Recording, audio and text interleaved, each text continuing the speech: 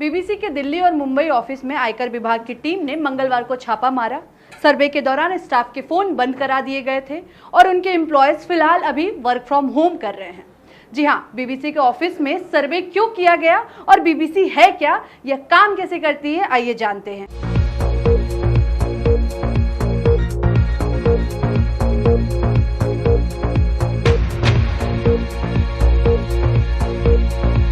BBC यानी British broadcasting corporation United kingdom का national broadcaster है। बीबीसी ये दुनिया के सबसे पुराने और बड़े मीडिया हाउस में से एक है। इसकी पूरी दुनिया में करीब 35,000 एम्प्लॉयज हैं। यह 40 भाषाओं में खबरों को प्रसारित करता है। 18 अक्टूबर 1922 को बीबीसी की शुरुआत एक प्राइवेट कंपनी के तौर पर हुई। 1926 में इसे यूनाइटेड किंगडम ने सरकारी संस्थान बना दिया। तब से लेकर आज तक बीबीसी रॉयल चार्टर के तहत संचालित होती है। बीबीसी अपनी कवरेज के लिए पूरी तरह फ्री है। बीबीसी ने भारत में अपना पहला प्रसारण 11 मई 1940 को किया था। इसी दिन विंस्टन चर्चिल ब्रिटेन के प्रधानमंत्री बने थे। हिंदुस्तान में बीबीसी सर्विस का ऑब्जेक्ट सेकेंड वर्ल्ड वॉर के टाइम भारत के सैनिकों तक न्यूज पहुंचाना था। कई मौकों पर बीबीसी ने सबसे पहले खबरें दी हैं, चाहे वो बांग्लादेश की लड़ाई हो या फिर इंदिरा गांधी का हत्या या कोई और बड़ी इंटरनेशनल घटना, जिससे लोगों का भरोसा बीबीसी पर बना। वहीं सन 2001 में bbchiindi.com की शुरुआत हुई और फिर कई भारत की भाषाएं जुड़ती गई।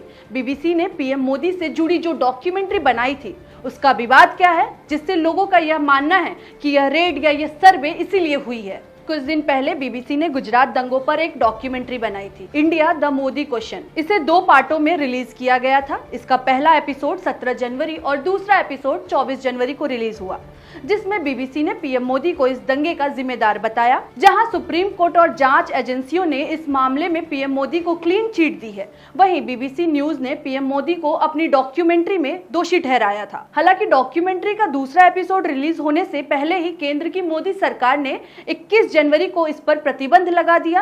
केंद्र सरकार की ओर से जारी आदेश के बाद यूट्यूब और ट्विटर से बीबीसी डॉक्यूमेंट्री के लिंक हटा दिए गए थे।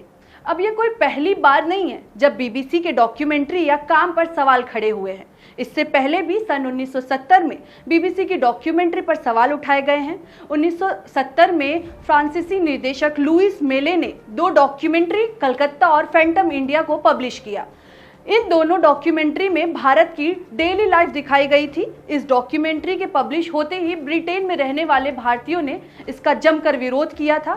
विरोध की यह आवाज दिल्ली पहुंची और प्रधानमंत्री इंदिरा गांधी को इसकी जानकारी मिली। इंदिरा गांधी बीबीसी का दिल्ली ऑफिस बंद करवा दिया और 2 साल बाद 1972 में एक बार फिर बीबीसी ऑन एयर हुआ था। वहीं अगर हम बात करें साल 2008 की, तो साल 2008 में बीबीसी ने अपने एक शो में भारत के एक वर्कशॉप में काम करने वाले बाल श्रमिकों की तस्वीर दिखाई। बीबीसी के इस शो पर भी काफी हंगामा हुआ था। जब सरकार ने जांच की तो बीबीसी के ये फुटेज नकली थे। वहीं साल 2017 में बीबीसी ने जंगली जानवरों के शिकार से जुड़ी एक डॉक्यूमेंट्री जारी की थी। इससे भारत की इमेज पर बहुत असर पड़ा, जिसके बाद सरकार ने इस डॉक्यूमेंट्री पर भी बैन लगाने का फैसला लिया था।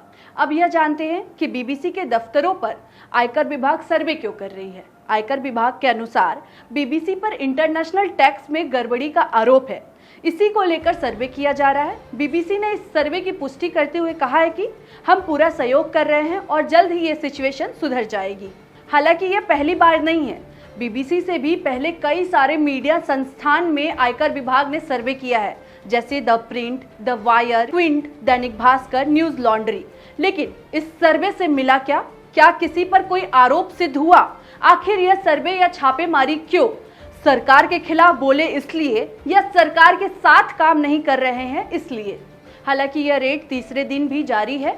इसमें विपक्ष और सोशल मीडिया पर कई सारे लोग बीबीसी के सपोर्ट में दिखे और वहीं कई लोगों ने सोशल मीडिया पर यह लिख रहे हैं कि यह रेड लोकतंत्र के चौथे स्तंभ पर सीधा प्रहार है। सरकार के खिलाफ सच बोलने की क्या यही सजा है? अगर आपको यह वीडियो पसंद आया हो तो आप इस वीडियो को लाइक करें, शेयर करें, कमेंट करें और इसी तरह के और वीडियो को देखने के लिए मॉलिटिक्स को अभी सब्सक्राइब करें। धन्यवाद।